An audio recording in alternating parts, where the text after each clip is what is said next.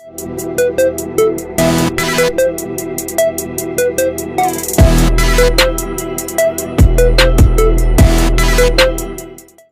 guys, welcome back to another whiteboard chat, and today we're going to talk about calorie surpluses, or a calorie surplus in terms of how large or how small it should be. So this was the last poll I did on my story. It was about doing a health or nutrition topic this time, and everyone wanted to see, or most people wanted to see, a nutrition topic. I realized that I've done a lot of health topics, talked about training too, so we'll do some more nutrition topics now as well. So yeah, I mean, as the title says, I want to talk about how to think about a calorie surplus and things to consider when you set it up. There is no formula. I mean, no one's going to be able to sit here and tell you exactly how big of a calorie surplus you should have, or calculate your exact maintenance, or any of that. These are simply the things that I would consider and things to know when you're going about setting it up or being in a calorie surplus. Beyond that, it's going to be individual. It's always going to be individual. It's going to take trial and error. It's going to take someone, you know, if you're doing it yourself, it's going to take observation and tracking and things. If you're working with a coach, they're going to have to listen to your feedback, watch your photos, monitor weight and other parameters. I mean, there's a lot of things that go into it, but these are a lot of the main things that that you're going to look at, right? All right, so first off, when we eat, there are a few different places. Well, first, we can use food as immediate energy, right? So we'll talk about this portion first and move back up. But proteins, carbs, fats, primary macronutrients. We won't add alcohol in there for those of you who might consume alcohol, but we'll stick to these. Protein, main things that these macronutrients are going to be used for. So building blocks for enzymes, hormones, tissues, antibodies, transport proteins, etc. Obviously, tissue, one of the the thing that we're most concerned about is muscle tissue, right? Okay. And then again, works with immune function, transport proteins, building blocks of some hormones, so on and so forth. Carbohydrates, immediate energy, right? Glucose. Glucose is one of the preferred energy sources of the body, or some may consider it the preferred energy source of the body. So it can be utilized as immediate energy, or stored as energy, potentially, stored as fat, or stored in fat, or so on and so forth. Okay, fat, energy in the form, or it could be immediate energy in the form of ketones. This will kind of depend on macronutrient profile in the meal, how good the person's metabolic flexibility is, and how they can switch between energy sources within a single meal or within a day or whatever it might be. And then also just genetic factors. I mean, some people seem to feel better on more fat, and they run better on ketones if they're using a ketogenic diet, perhaps. So, I mean, it's, again, kind of depends. Can be stored, obviously. Also has a role in cell membranes. Fat is important in hormones, cell membranes, plasticity of certain things. So, keep that in mind. Also, go back up here. So when we eat, consume these macronutrients, we have a few main places. These are going to be the main places that you're going to store if you're not using it as immediate energy. Muscle tissue, muscle glycogen, right? Liver, and adipose. Within muscles too, there's intramuscular triglycerides. People have heard of those, right? Okay. Liver glycogen. We know that. We know that the body does store some glycogen in the liver, stores some glycogen in the muscle. Adipose tissue or fat, right? Okay.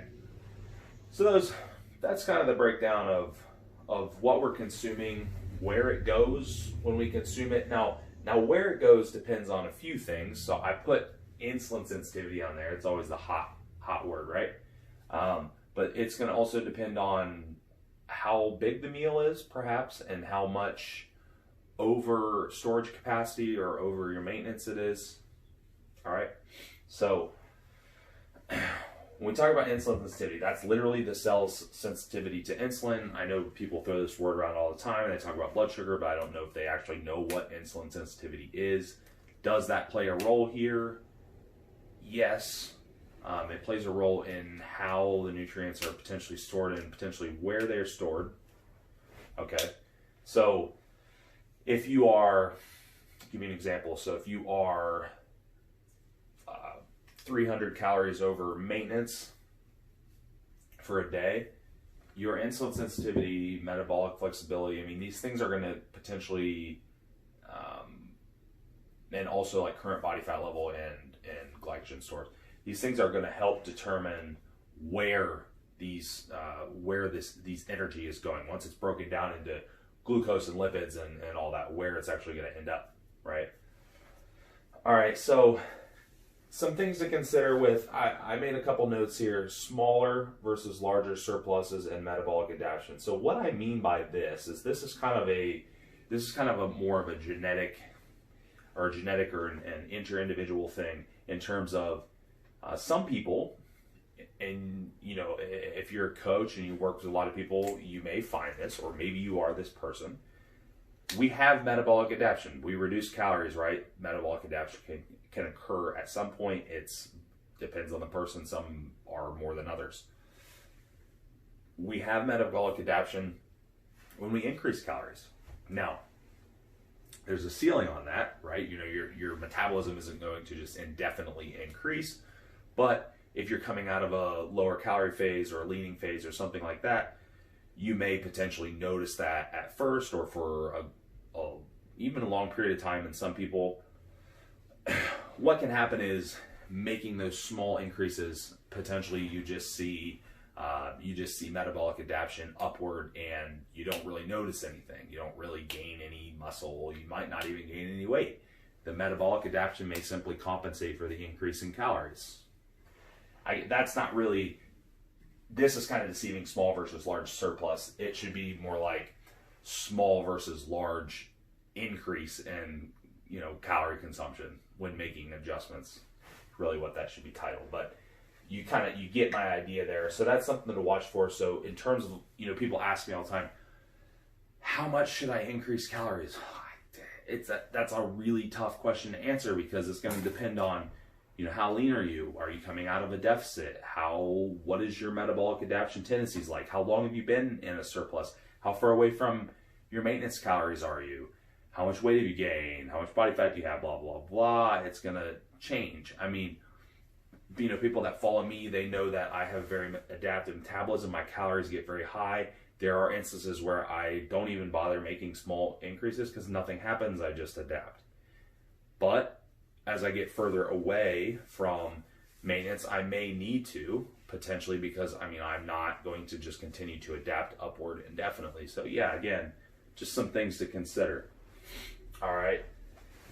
Now, another thing to consider, and I would say this portion in terms of what to look at when making increases, and also this portion in terms of male versus female and size of surplus for novice and advanced.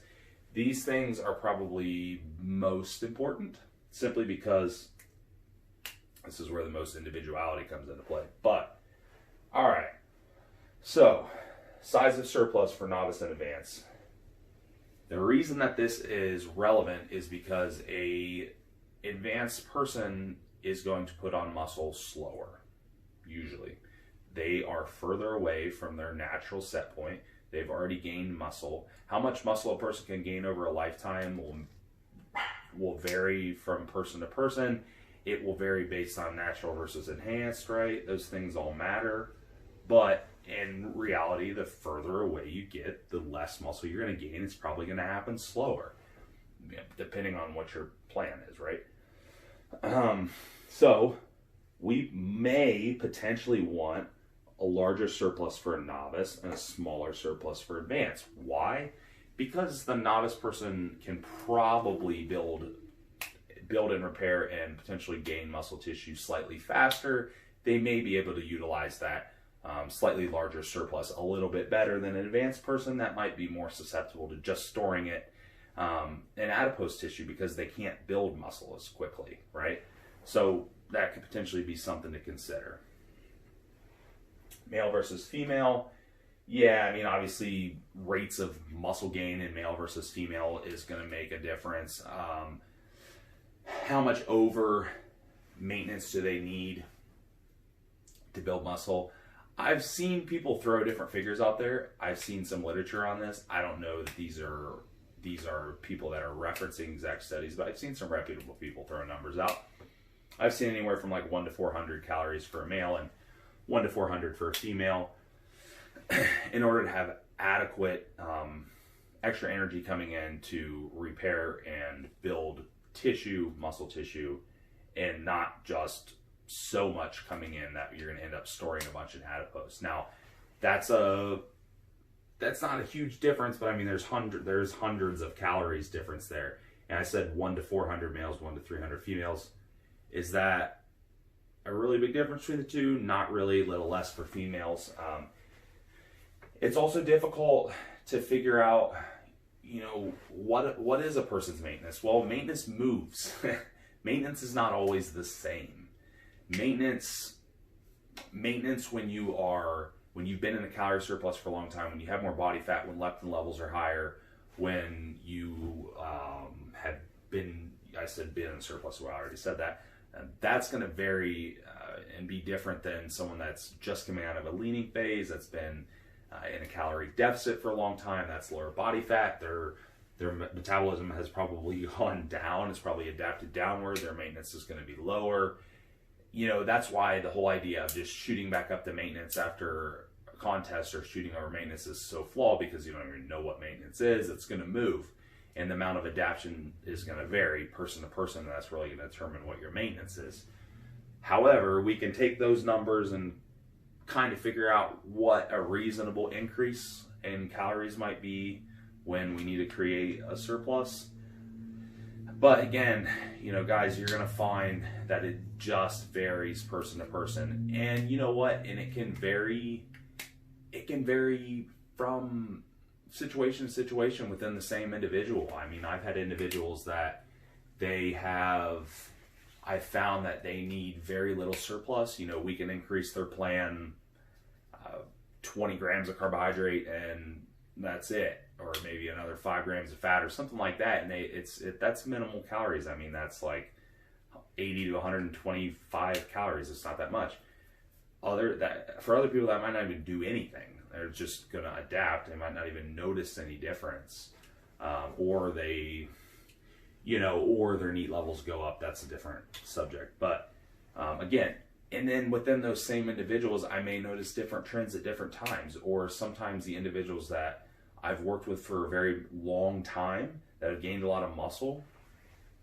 Like I have some people that I've been working with for 3, 4, 5 years that have gained a ton of muscle, and the amount of calories we need to create a surplus and gain muscle without just being fat and sloppy has changed, right? Because again, this novice versus advanced. So this is all just food for thought. Again, I mean, I threw some numbers out there. I threw out some of the mechanisms, or if you will, or where things are actually going, things to actually consider. But again, those are just things to think about. It's not going to be an exact science. You need to pay attention.